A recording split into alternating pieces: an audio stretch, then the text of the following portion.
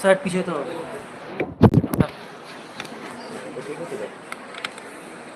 Sound একদম এখান থেকে সাউন্ড কমে গেছে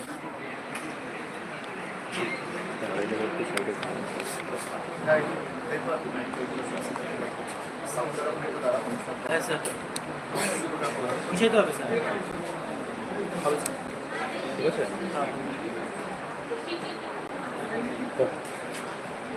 বেকা বেকা লাগতেছে কেন স্যার হালকা মানে এটা একটু ছোট বড় মনে হচ্ছে সেটা স্যার হালকা মানে এটা একটু ছোট বড় লাগছে না এটা তো ইউটিউব তো অত কিছু অপশন দেয় না এখন তাহলে অবভিয়াসলি করতে হবে ওরিয়েন্টেশন ইজ লকড করে দেবে তাই তো ঠিক আছে এবারে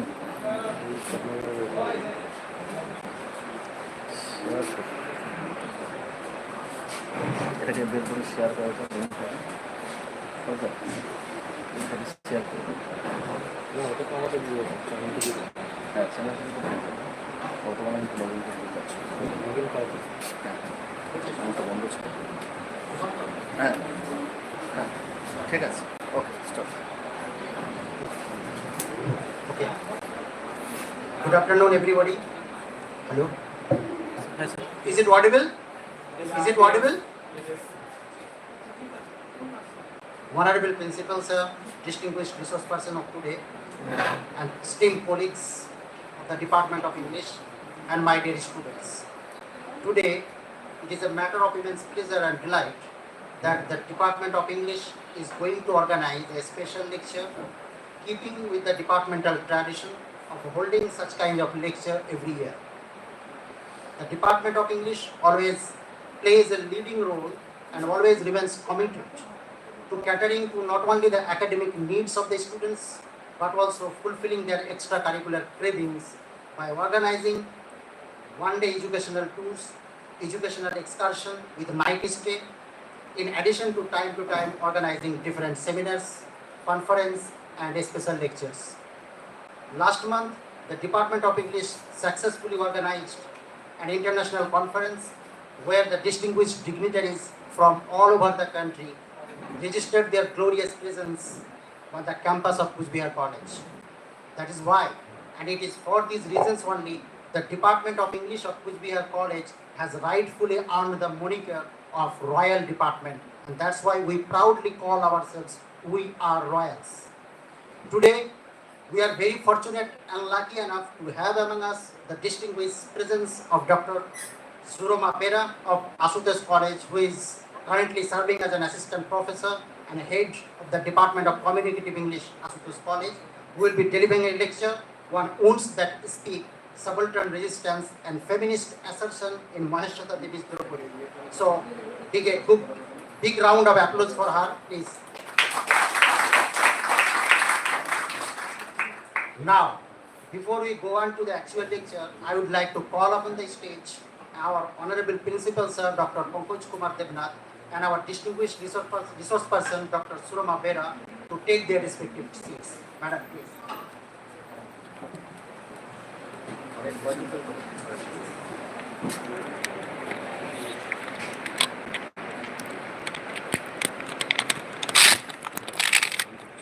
Now, I would like to take this opportunity to call Kaveri Devnath, the student of 6 semesters, to come here and present a bouquet of flowers to our Honorable Principal Sir, Pankaj Kumar Devnath.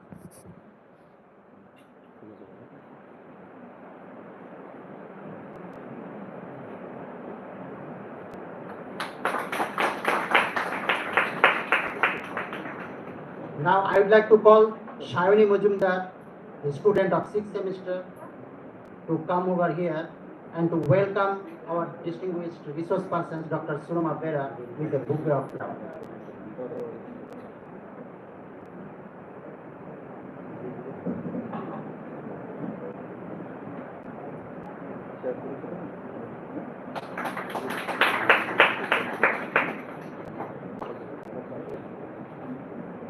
Now, before I go on to the actual lecture, we would very much eager to hear from our principal sir, who is always a guiding force behind organizing such kind of lectures. Without his help and assistance, it would not have been possible. Again, it would have been completely unimaginable, unthinkable, and inconceivable to organize such kind of programs in the Department of English. Sir.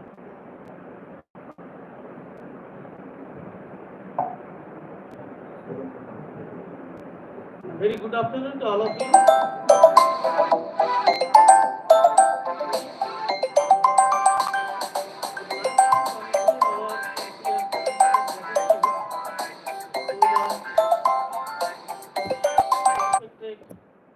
Speaker of today, Dr. Surama Bera.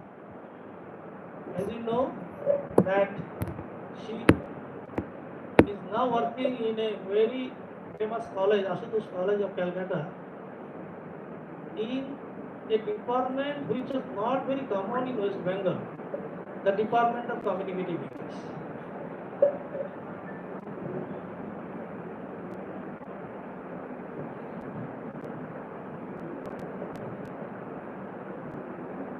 This department,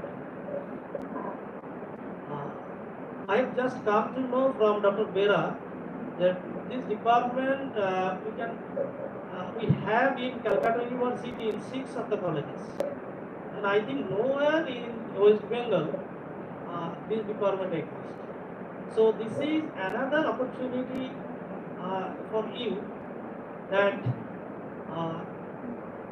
you are just getting the exposure of a person who is teaching in communicative English, and he is also speaking on a particular topic. I think this topic is also included in your syllabus. So this will help you in different manners.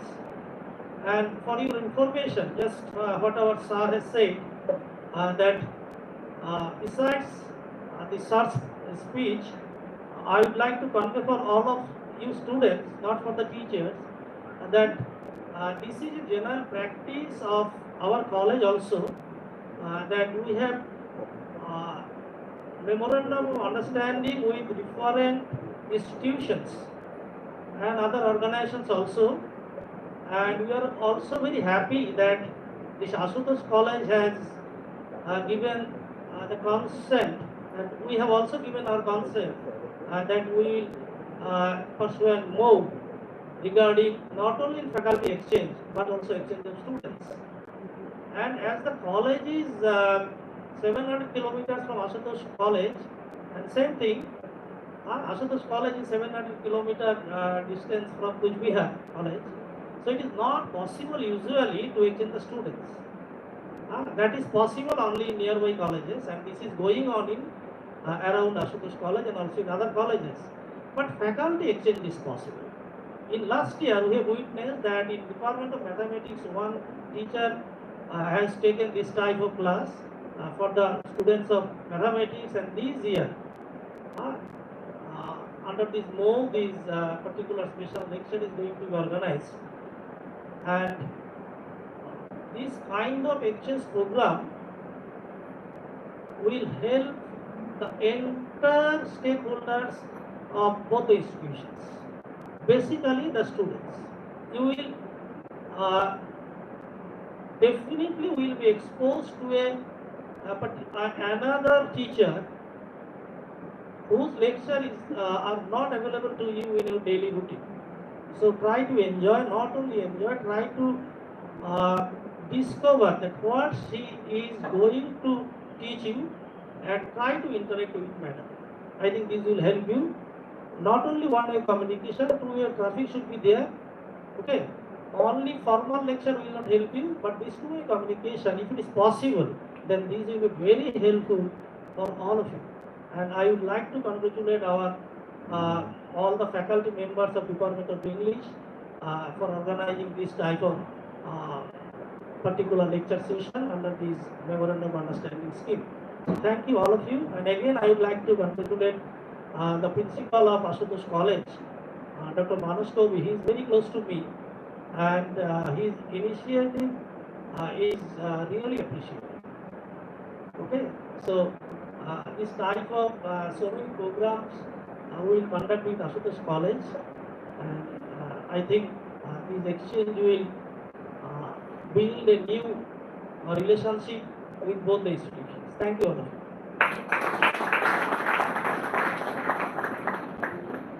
Thank you, sir, for your elaborating and inspiring speech.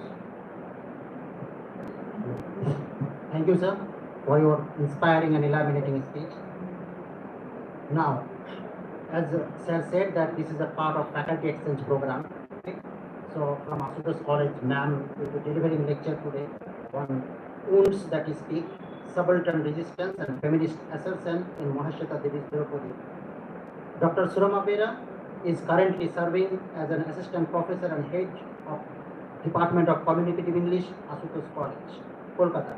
Her area of research interest includes performance narratives, folklore studies, and cultural studies. Dr. Bera has presented her research papers at numerous international and national seminars and conferences, including those organized by the University of Malaya, Malaysia, Chulalongkorn University, Bangkok, Thailand, and King's College, London. Her scholarly contributions extend to 7 peer-reviewed journals, including 2 UGC Care enlisted journals. And I hope Dr. Bera's lecture will certainly go a long way in inspiring, motivating, and instigating both our students as well as faculty members. Thank you, ma'am, for coming here. Now, over to you.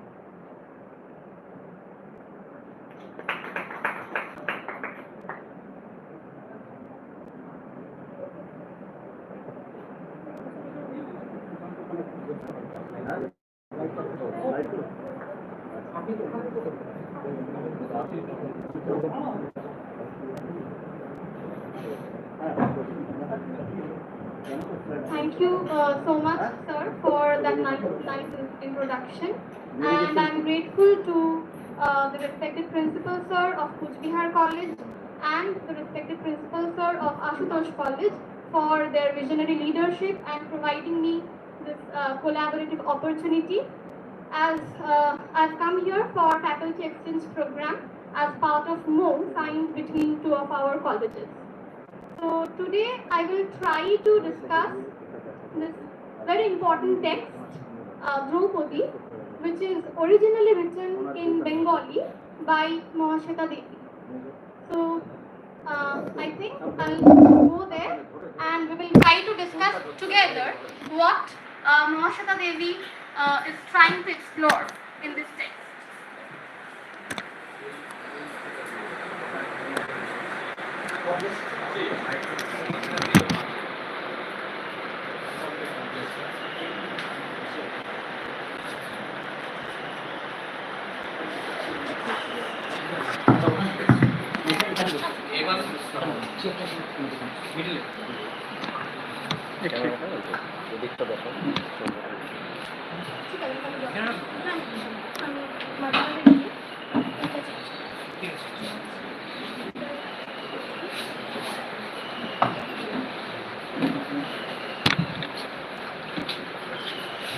So this text, DRAUPADI, as Tarikul sir has told me, is part of your syllabus, right? And this is a very powerful narrative, yet very disturbing narrative. And there are some important concepts that should be remembered, that should be kept in mind when we are dealing with such texts. And as you know that this text was translated in English by Gayatri Chakraborty Spivak, right? And we will also try to discuss why this translation by Spivak is also important. So let us just imagine that we know only about Draupadi, who is a character of epic Mahabharata, right? So I think you are all aware of Draupadi. And maybe you have read the epic or maybe you have watched it on television. I've gone through. Yes. So what do we know about Draupadi from Mahabharata? Anyone? She is the princess of Panchal, Right. the daughter of Drupad, Very good. and she is the wife of Pandavas. Very good. So we know that she is the princess, she is the queen of 5 Pandavas, and we also know that she was humiliated, she was disrobed by Kauravas, right, at the royal court. Yes. And finally, she was saved by divine intervention, Lord Krishna, right. So Mahasweta Devi tries to, reconfigure this character of Draupadi, who is not born in a palace. Rather, she belongs to a tribal community. And what happens then? When this tribal woman is hunted down by the state force, by the police, by the military force, what happens then? So in this text, Mahasweta Devi explores and combines a myth and reality to expose the brutal truths of state violence as well as the resilience of subaltern voices. Now when I say subaltern, I will try to discuss these concepts very easily because you are in your undergraduate years, and you will of course learn a lot more about these concepts when you go for higher studies in masters. So what is subaltern in your concept? What is your name? My name is Gaurav Dhar. Gaurav Dhar. Which semester? Sixth semester. Sixth semester, okay. So yes, what do you know about subaltern? Kind of communal In operation on an individual. in my opinion, it is the study of lower caste people. Right. So basically, this term subaltern is used by Antonio Gramsci in his notes in Italy. Okay. So he actually uses this term to refer to the inferior rank in Soviet Union, and he was also interested in the history and historiography of subaltern people. And from Gramsci, this concept of subaltern studies was adopted by a team of historians. So in India, we can see that Ranojit Guho, Dipesh Chakraborty, Partho Chatterjee, and also later Gayatri Chakraborty Spivak, all of them, they worked about subaltern people. And they wanted to focus on the subaltern themes in South Asian studies. So in the South Asian countries, India, Bangladesh, Nepal, Sri Lanka, what is happening with subaltern people? They wanted to discuss that. And they gradually developed this huge, vast field of studies, that is subaltern studies. And Spivak, also she is known for her famous essay, Can the Subaltern Speak? And after that also this concept of subaltern was very popular, became very, very popular. So this text was, Draupadi was translated in English by Spivak. And Spivak's translation is very important. Slide change karo. Thank you. So why is Spivak's translation important? Because Spivak highlights the problems and dilemmas of translating a text which is in Indian regional language, which is in Bengali. And she also focuses that this translation should not be smooth. If you read the preface, you will get the text of Draupadi easily available on Google. Try to download the text, and you will also have the preface written by Spivak attached with it. So I would suggest you to read the preface also. এরকম না যে you will understand all of it, but of course you will understand the essence of it. So Spivak tries to highlight that there is a difference between Western audience and our audience, and he refuses to make the story palatable for Western audience. She does not change the story to suit to the palate of Western audience. She does not use any Western analogies. She maintains the originality which was written by Mahasweta Devi, and she maintains that she accepts that the problems should be there, the difficulties should be there, it should not be smooth, the translation should not be smooth. And that is why her acknowledgement that there is a problem of representation. So Spivak also tells us that when we are discussing about subalterns, we are not discussing as them. we are trying to represent their voice. We are discussing about them. কারণ সম্বন্ধে কথা বলা আর কারণ হয়ে সেই কমিউনিটির ভিতর থেকে কথা বলা, there is a difference. So Spivak acknowledges that, and that representational failure, that acknowledgement makes this translation very important. Because Spivak did a wonderful job, even if you look at the language, and I would suggest you to read the original text in Bengali if you know Bengali, and the translated text in English. And you will understand that there is this conciseness, brevity, urgency in the language. The sentences are very short, very crisp, very brief sentences, and there is this sense of urgency throughout the text. And also when we are reading this text, we should know something about feminism, because we can think of Draupadi as a symbol of feminism, but there are different types of feminism, different waves of feminism. Ekটু change করো slide-টা.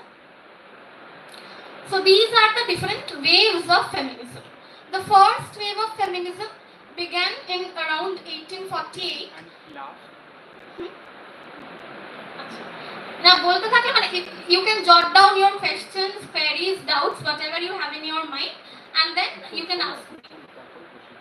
So there are different waves of feminism. The first wave of feminism was started around 1848, and it was all about suffrage movement, mane voting rights. Back then women did not have right to vote. Okay, so it started with that. Then came second wave of feminism, and second wave of feminism highlighted different issues such as reproductive rights. So whether a woman wants to be a mother or not, that should be her choice. And then came third wave of feminism. Now this word third wave was first used by Rebecca Walker, and Rebecca Walker is the daughter of the very famous author Alice Walker. Alice Walker er ekta text ache, I don't know if you have that in syllabus, Color Purple. We have it. Yes, so Rebecca Walker is the daughter of Alice Walker, and she first used this term third wave. Why? Because the first two waves, first wave of feminism and second wave of feminism, these two movements were mainly led by white feminists, women of upper class and upper middle class in Western countries. But during the third wave, women started to recognize the fact that problems of women are facing different kind of problems in Western countries, first world countries, and women who are living in third world countries, developing nations, they face different kinds of problems. So that is why she started this concept of third wave feminism. And during this feminism, this wave, we also come across this term of intersectionality. This was used by Kimberly Crenshaw. What is intersectionality? So, if you are a woman of upper class, you face different kind of problems. If you are a woman of lower class, you face different kind of problems. So, class, caste, race, all these intersect with gender, and then different problems are faced by women who belong to these different categories. So this concept of intersectionality also grew popular in this third wave of feminism, and we also come to know about post-colonial feminism. Now, during this post-colonial feminism, we also come across a term, double colonization. Okay, so what is double colonization? This is a term coined by Kirsten Hall Peterson, and so double colonization is, I'll give you an example. So the tribal women, they were oppressed by British officers when the Britishers were here.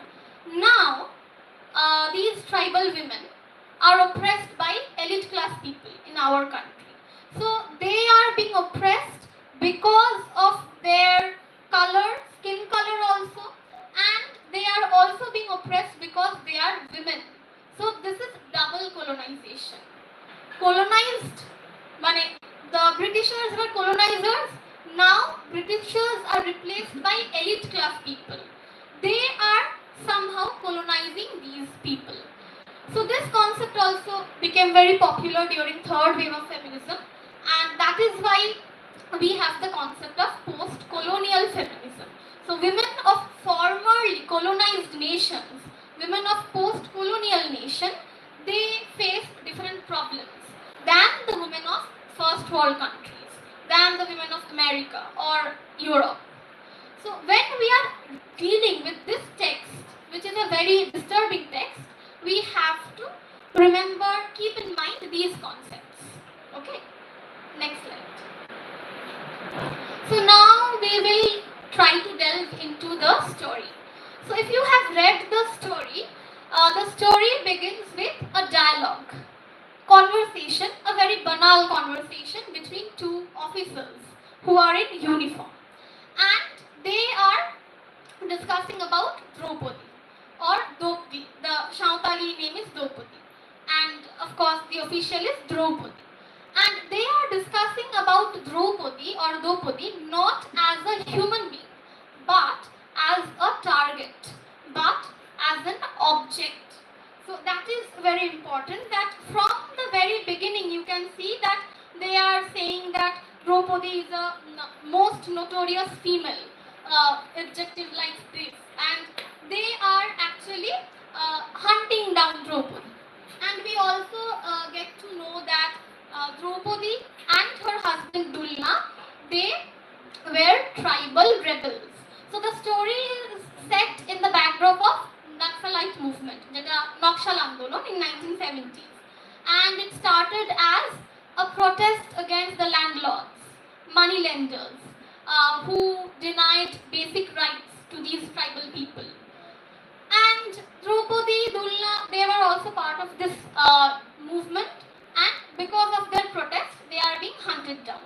And from the very beginning, we get to know that Draupadi's husband, Dulna, is killed. And also, we come to know about a very important fact, that is the state's racialized view of tribal people. Just like to change color. So if you read the text, you will find when the police forces were hunting down Draupadi and Dulna, before Dulna was killed, they escaped and they were underground for a certain span of time. And during this time, police forces, they also killed innocent Shautals. Okay, and as you can see in the bold text on the screen, কি বলছে এখানে যে still accidents like this do happen. Two sorts of reasons. The underground couple's skill in self-concealment, not merely the Santals but all tribals of Austro-Asiatic Munda tribes appear the same to the special forces. This is a very racialist comment, because, and this is continuing still now, because even if you look at the northeast countries, I have lots of friends from Mizoram, from Manipur, from Nagaland, and most of the times they have to face this racial discrimination because they are branded as Chinkies, Chinese, just because of their facial features, Mongoloid features.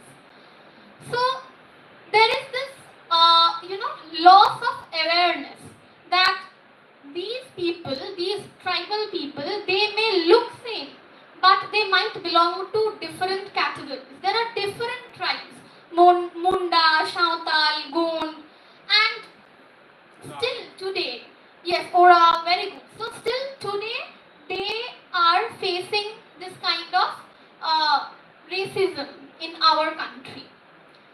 And that is why you can see that in the story there is this portion when Dulna was killed. Dulna was killed when he was about to drink water from a particular water body. And when he was drinking water, so when he was quenching his thirst, at that moment he was shot. Okay, he was killed. And before his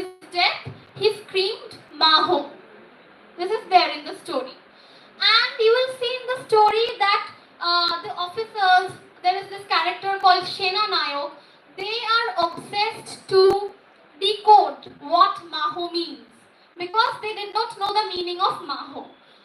And you can also see that the tribal languages, the languages of these Adivasi people, they are gradually losing its importance. Why? Because somehow we are responsible for this. We have marginalized them on their own land. Devi had come to your college. I know this. I was also there. And I think you know that Devi has worked a lot tirelessly for the Adivasi people and to preserve their languages, right? So Devi, in his article, there is this book, Performance and Knowledge. And in that book, there is this article, Performance of Adivasi. So Devi, in that essay, he writes that after independence, we have, colonized the Adivasis. The Britishers are not there. But we have colonized the Adivasis. How? Because the Adivasi people are now viewed from anthropological viewpoint. We think they are object of study, object of anthropological research, object of maybe ethnographic research. Maybe they are different from us, from elite, Shohure Baba. Counter me, come on, counter me. Banglate ache dekho le counter kor. And the last line is haunting and harrowing. Draupadi pushes Senanayok with her two mangled breasts, and for the first time, Senanayok is afraid to stand before an unarmed target, terribly afraid. পরের স্লাইডটায় যাও। So last স্লাইডটায় চলে যাও, এর পরেরটায় যাও। So Draupadi appears before Senanayok with this appearance: mangled breast, wounds all over her body, and she refuses to be clothed again. এখানে একটুখানি ইন্টারনেটের ছবিতে আছে কিছুটা clothed. So you can understand that seeing this image of Draupadi, like goddess Kali, Draupadi emerges like phoenix from the ashes of lust. And the Senanayok, who's an expert, who reads a lot of books on warfare techniques, guerrilla warfare techniques, he is also scared of this unarmed target. So Draupadi is unarmed, but the Senanayok is scared of her. Why? Because Senanayok is not used to come across such bold woman who, dismantles the very idea of shame. Because as I've already told you, that Draupadi refuses to be ashamed. She thinks that the men should be ashamed, not her, right? Because all the men there raped her. And they gave her these wounds all over her body. And that is why these wounds are speaking. These wounds are not passive. And throughout this text, Mahasweta Devi's language is very unsentimental. You cannot see her to sympathize with Draupadi. That is not there in the language. The language is very sharp, and the narrative is not, consoling, it is not comforting, rather it is like a rupture. It will create a wound in your mind. If you read the story, either in Bengali or in English, it will create a wound in your mind. A wound that will not heal very easily. Why? Because these types of state violence, these are still going on. Have you heard about Soni Sori? Soni Sori is a school teacher in Chhattisgarh, and she is also an activist, and she actively works for the tribal people, and that is why she was also arrested. She was also raped in police custody, and stone chips were inserted in her vagina. She was tortured to this extent. So I am talking about this century, 21st century, that is still going on. And that is why this text is relevant today, so that you can understand that the tribal people people, the Adivasi people, and of course, if you are a woman, then you have to go through a lot in this patriarchal system, in this society. So, Mahasweta Devi, through this text, tries to tell us that we, who are, part of humanities departments, part of literature, we teachers of literature, students of literature, we should, listen to these women, these people, whenever needed, and maybe then we will try to, realize what is the current scenario going on in the country and in the world. This is not specific to India. Oppression of tribal people is happening all over the world. And especially if you go to Bastar and other areas of Chhattisgarh, Jharkhand, this kind of oppression is still going on.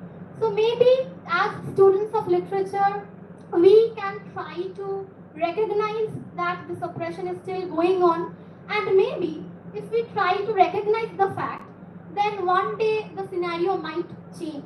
But for that, we have to listen to these subaltern voices and these voices which contain feminist assertion, right? So, did I make any sense? And if you have any observation, any queries, any doubts, you can ask. তোমরা সবাই বুঝতে পারলে তো যেটা lecture হলো? হ্যাঁ, যদি কিছু না, এখানে দুটো জিনিস আমি বলতে ভুলে গেছি. One is Draupadi is using her raped body as agency. These are the terms you will find when you go to post-graduation. You will pursue higher studies. What is agency? Agency is the is making choices, making independent choices. So here you can see Draupadi chooses not to be clothed again, and by using her raped body, she is asserting her agency, right? So these are the terms that you should remember, and also remember that Draupadi is not just a character. She symbolizes every woman who are, silenced by the state government. So let us not forget her. Let us just remember this character and give our ears, listen to them when. So এবার হ্যাঁ, যাদের যা queries আছে, you can ask. ওর মনে হয় কিছু query ছিল গৌরবের।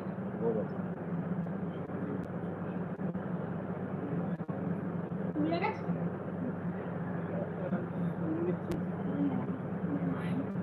ঠিক আছে, একটু ভেবে না. Anyone else? No query. So did you get the essence of the text? সেটা বল. He has queries. He's trying to frame it properly.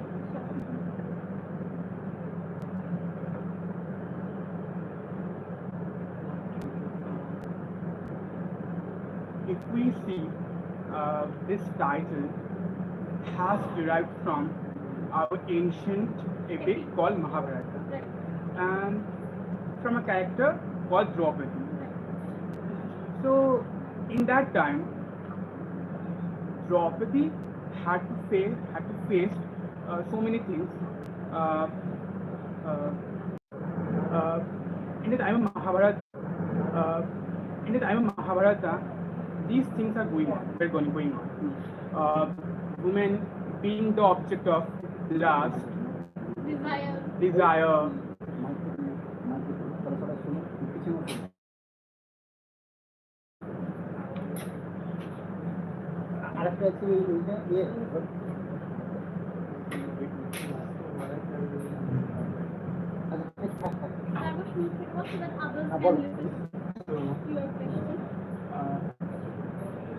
If we see this story's title has been taken from our greatest epic called Mahabharata. So there's a character called Draupadi. So who uh, who had to gone through such a disaster situation when in the I think that is the play of chess. Uh, her own husband had what to say had bet her on the on the play of chess. So if we see that period also, men had this audacity or this power to dominate their wives. So Yudhishthir had bet his wife, and somehow he loses. Then the Kauravas raped her and tortured her until the Almighty comes. So Draupadi needed the help of Lord Krishna. But what about this Draupadi Mechan? She is one who helps her own self. No one comes. So is this true that women are progressing in this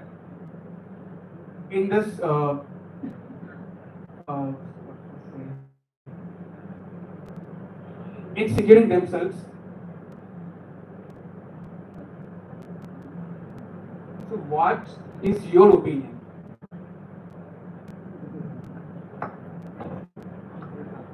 Yes, that was a very good observation, because Gaurav said that in Mahabharata, Draupadi pleads to the god to save her. And if we see this text, Draupadi never pleads to anyone to save her. Rather, she takes things in her own hands. So you are asking whether this is a kind of progress. If we think about how women are facing oppression, how they are dealing with these crimes, right? So this Draupadi Mechan, who belongs to a tribal community, you can guess that she is not educated that much. And of course, she does not know about these theories of feminism. But she knows what she should be doing. And that is a kind of progress, I would say, because Mahasweta Devi, that is why she deconstructs the character of Draupadi, because in Mahabharata we saw that Draupadi was pleading and finally Lord Krishna helped her. But here in reality, Mahasweta Devi tries to say that probably no one will be there. You have to help yourself. You have to assert your own agency. You have to raise your own voice. That is why I think, that is what I think Mahasweta Devi tries to portray in this text.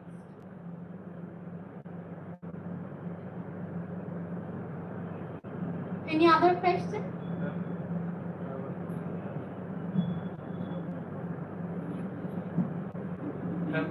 As you used the term double colonization, I studied the text, and I know that I came to know that there is also a term called triple colonization. Double colonization means external colonization and patriarchal domination, and triple colonization means racial marginalization. So, ma'am, is there any more or more colonization exists? Not that I currently know of. There are different types of colonization, of course, double, triple, and maybe in future we will have another kind of colonization. Just like now we are living in fourth wave of feminism. So fourth wave of feminism, I have not talked about this in the slide.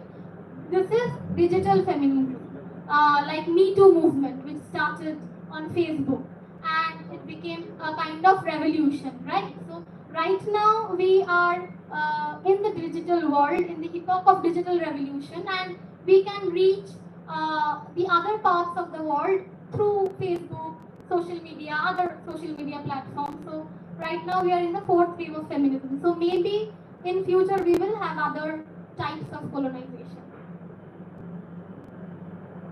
Under which category will put this group against resistance? First wave, second wave, third wave? Third wave. Third wave. I think it will be in third wave because first two waves were mainly led by women of upper and upper middle class. White.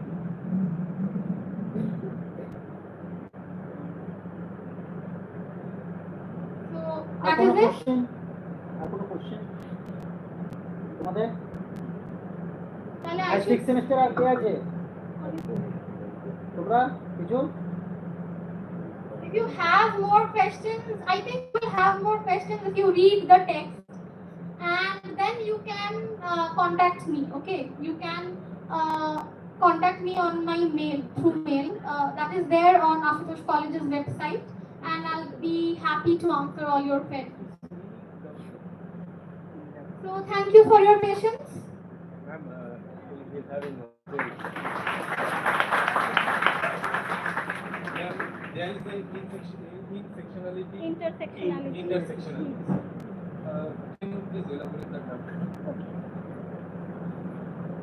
So, intersectionality is when different sections, for example, different castes are there. So, if we look at maybe certain parts of our country in Uttar Pradesh, you will see women who belong to lower castes are being raped by men of upper caste people. Hathras, do you know about Hathras rape case? Unnao rape case. And there are several types of crimes which happen based on castes. Similarly, based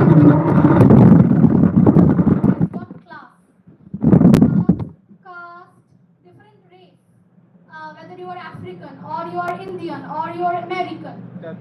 So all these, they react differently when it comes to gendered violence, when it comes to gender oppression. So that is intersectionality. So all these sections, how do they react with patriarchy and feminism? So being naked was a respectful moment for Draupadi. Yes, being naked was a respectful moment for Draupadi because she thought that she has nothing to lose, right? So everyone around her at that time raped her. Yes. So they already have seen her naked. So she has nothing to lose, and that is why being naked was a moment of respect, moment of honor for Draupadi. Major.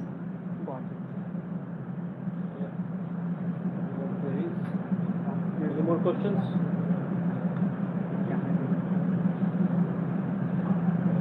কোনো question আছে কারো? And me বলতে পারো question? আরে বাংলাতেই বল কিছু হবে।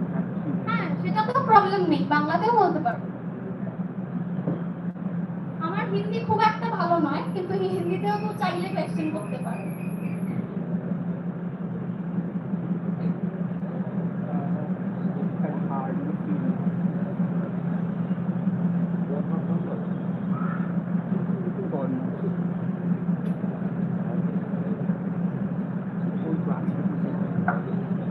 Yes, thank you, ma'am, for your such a illuminating and highly thought-provoking lecture. We came to know a lot about Draupadi and Draupadi Mechen, and very lucidly, as you compared different types of, as you illuminated and interpreted the different types of feminist wave movement, okay? And relating the Draupadi Mechen's story to different ways, really very instigating and inspiring for us. I think the students of Department of English, especially the students of 6 semesters, have benefited a lot by your lecture. and in particular, and the faculty members and the students of other semesters in general. Thank you, ma'am. And I hope in future this collaboration between Assertion College and PBR College will remain intact, and we are looking forward to more such kind of learning lectures from you. Thank you, ma'am. Thank you. Now, I would like to request Pragya Jyoti Datta, Department of English, to come over here and she give a vote of thanks.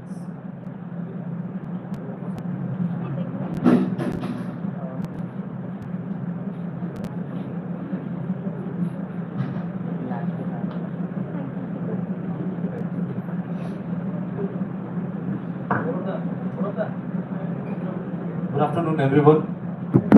It is indeed an honor and a privilege to extend the vote of thanks on behalf of the Department of English, Bera College, on the occasion of today's special lecture. At the very outset, I express my profound gratitude to Dr. Surama Bera for delivering a deeply insightful and intellectually enriching, which was also at the same time academically enriching and intellectually stimulating lecture on the theme Wounds That Speak, Subaltern Resistance and Feminist Assertion in Mahasweta Devi's DRAUPADI.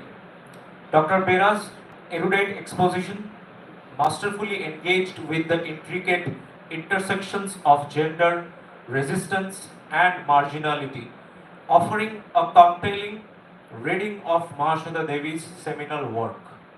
Her analysis foregrounded the embodied experience of subaltern women and powerfully articulated how silence and defiance become modes of resistance. We are indebted to her for not only illuminating the radical potential of literature as a tool of protest and representation, but also for encouraging us to reflect more critically on questions of voice, agency, and justice. I would also like to extend sincere thanks to our respected Principal Sir, Dr. Pankaj Kumar Devnath, for his unwavering support and encouragement in organizing this event. My heartfelt appreciation goes out to all the faculty members, M.D. Tariqul Islam, Sri Pallab Kumar Sarkar, Sri Shushanto Das, and Anindita Datta, and also to all the students whose presence and engagement contributed meaningfully to the success of today's program. A special word of thanks is due to the organizing committee and the technical team, especially to Shushanto sir, whose meticulous planning and execution ensured the smooth conduct of the event. Once again, I extend my deep Bera. Okay, now to be decided. Educational excursion to be. The date is fixed. 30th, 29th, 30th, 30th and 31st and 1st June. Okay, so keep your fingers crossed and keep praying to God that it should happen. Thank you.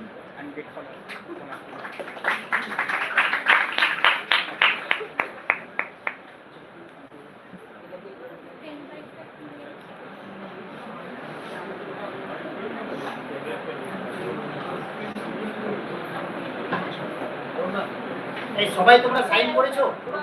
হ্যাঁ সবাই কেউ বাদ নেই তো? হ্যাঁ ছবি তুলবে?